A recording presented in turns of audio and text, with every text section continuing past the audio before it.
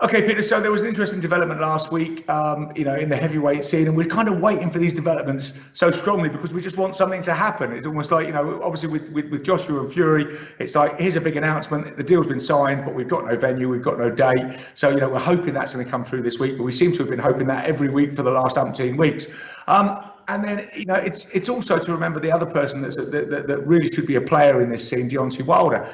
And it's sometimes difficult to remember that Deontay last fought in February 2020, obviously the same fight that Fury was in, but he seems to be becoming increasingly irrelevant in the heavyweight scene, as he seems to be having this existential crisis that means that he doesn't really sort of pop his head above the parapet. He doesn't say anything. Well, that kind of changed this week. He appeared on a podcast and he did an hour and 20-minute chat on this podcast called We Need Counselling.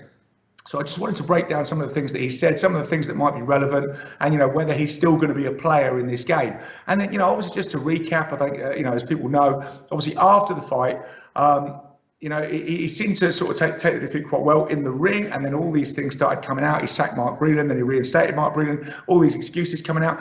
But if you remember, Peter, it was all people from his camp that were saying these things, all these excuses. Fury cheated, etc., etc. And we never actually heard from the man himself. And then, like I say, he seemed to become increasingly irrelevant. And then Mark Breland's kind of broke cover a while ago, and we covered that, those allegations very early on. Breland said, look, Wilder's not going to box again. And if he did box again, he'd never beat Fury anyway. He was very difficult in camp. You can't tell him anything, etc., etc. And really criticising the whole setup. And, there was a bit of pushback about this from the Wilder camp, understandably. But again, nothing really from the man himself. So it was really interesting when I heard last week that he was going on this We Need Counselling podcast. We thought, oh my God, we're finally going to hear from him. What's he going to say? What's he going to come out with?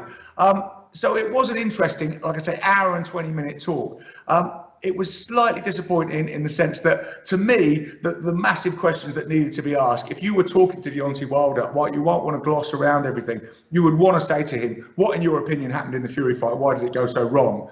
How are you going to beat Fury the next time? When are you going to fight again? Now, there's some answers to that around what he's been doing. He has launched a legal challenge to try and reinforce his rematch clause with Fury. Now, as we understand it, the rematch clause with Fury had to be triggered within 6 months. It wasn't, so Team Fury said, look, it's null and void now, doesn't matter, we're moving on.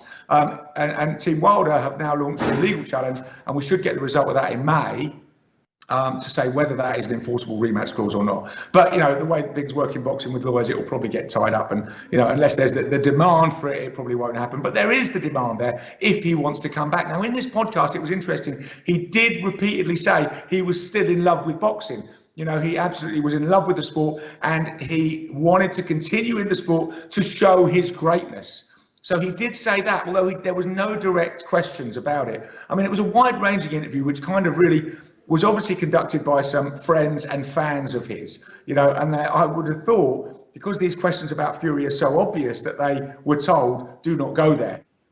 Before the fight, before the interview. And the interview was very complimentary to Wilder. To be honest, the interesting thing to me was, if you listened to the hour and 20 minutes and you for some reason have been living on Mars and didn't know about the Fury fight, you would have thought it had never happened.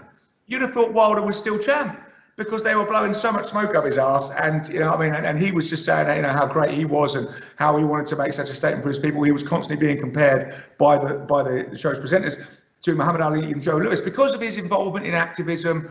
They made a big deal about the poem that he came out with, and he said that he wrote that with his wife till this day.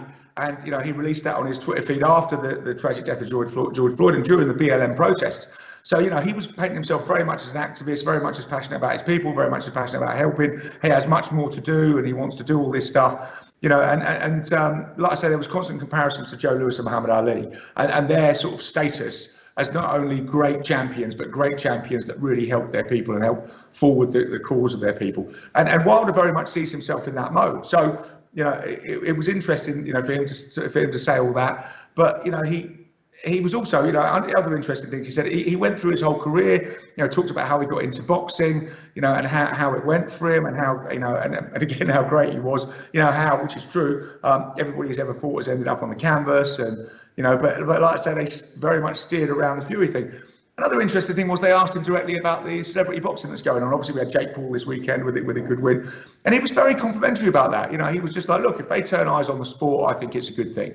So I've got no problem with that. And it was interesting to hear him talk, and hear him talk very lucidly, you know, passionately about his early life, about his early career, about growing up in Alabama. And, you know, I didn't realise, but he was a preacher's son.